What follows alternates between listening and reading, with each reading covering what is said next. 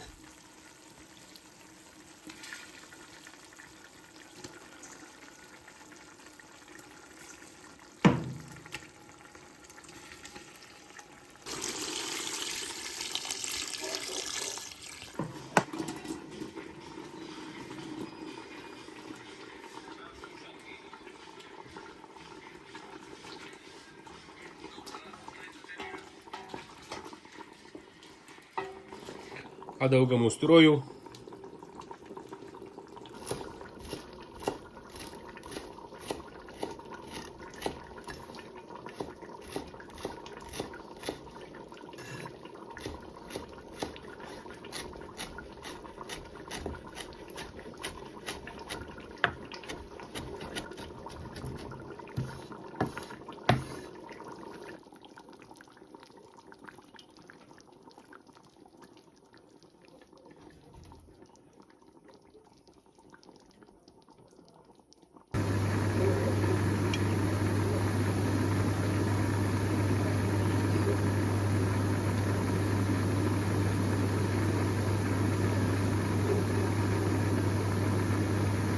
Bun.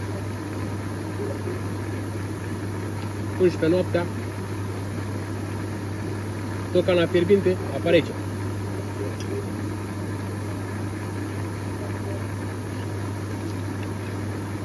Nu uitați de butonul de like și de subscribe.